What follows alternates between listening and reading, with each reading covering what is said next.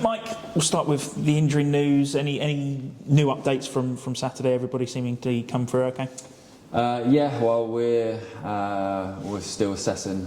We had a couple of knocks, which hopefully, fingers crossed, but there might be a few late fitness tests. But other than that, we're looking forward to tomorrow. Someone we mentioned sort of briefly off mic on Saturday was Stephen Wern, and he's been in and out a couple of times, but he makes a difference when he comes on, doesn't he? Yes, he has done. The two appearances he's come on and assisted, and we know what he's all about. Obviously, we've worked with him, and that's why we've got him down here. It's been frustrating for him, just picking up little niggles, but yeah, you fully saw what he was capable of. But it's just up to us to be careful with him and not to throw him in straight. And he needs to get up to speed. But yeah, he's getting stronger. And in a variety of different positions as well. I mean, even in the 20 minutes on Saturday, he seemed to play pretty much all over that midfield role. Yes, I mean, we've got to play for front five essentially, and he can play any of the positions because he's a good football player, and that's what good football players can do. They've got the intelligence and technically and tactically understands as well. So yeah, fingers crossed everything's no reactions and he can be involved tomorrow. Is he one of those? Do you think he's an impact player, like an impact substitution player, or is he? Do you see him long term as a starter? The way I describe him is a good player. So yeah, if he needs to come on, he will impact it. But certainly we're looking to get him in the starting lineup as quick as we can. But it's competition for places. The lads that are playing are, done well, and it's just increasing that competition. So, he adds to that, and it's healthy.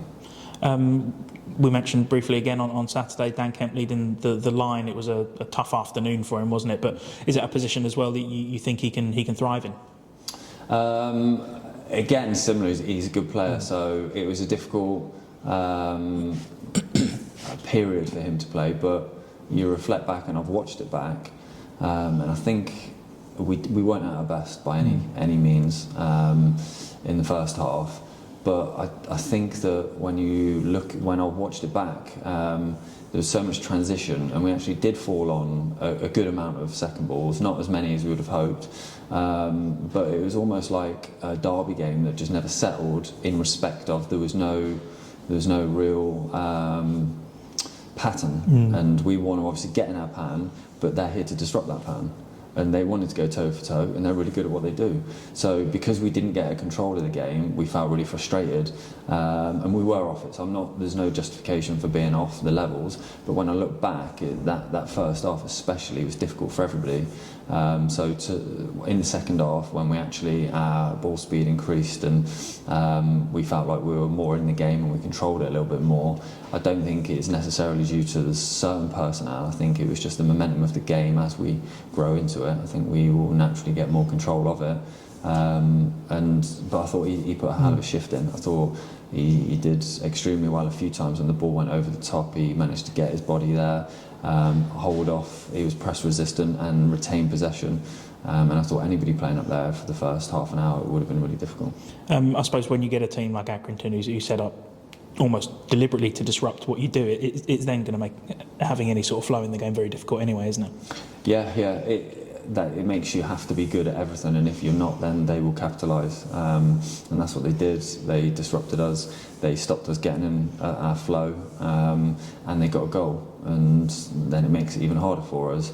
So we were fighting against our own frustration, for fighting against a bit of momentum, and fighting against a good Accrington team. So when you look at it in those respects, I think there was a little bit of empathy needed from myself in that game to just calm everything down. And we know we've got the ability, and obviously Payne's free kick is just not many people can do that, but we're lucky enough to have that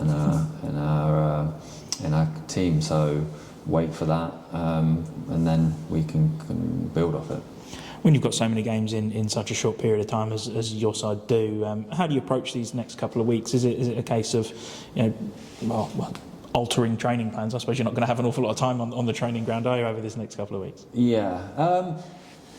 I'm always next game. There's no taking away from that. So we're putting our strongest team out to win. But you look at the array of fixtures and you look at what we believe will deem most important and what will threaten and what ingredients we feel as though, because obviously we've got Bradford and then we've got Swindon, two very different tests we're going to face. They're both going to be extremely tough, but I think the dynamics and the way the game will go will be different. So yeah, we will look at what we feel is if there is anything we can tinker with, but I would say 90% of it is just right, who have we got, what do we think is our strongest team against that one opponent, and then we'll dust ourselves down and we'll go again.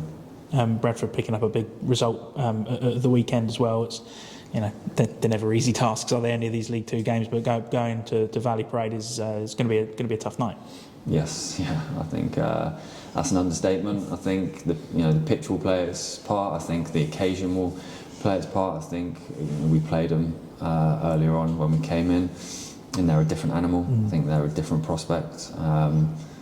Big cookie up front who's just a monster, and he's just run through brick walls. And they've got a lot of athleticism and a lot of good players, a real strong front three.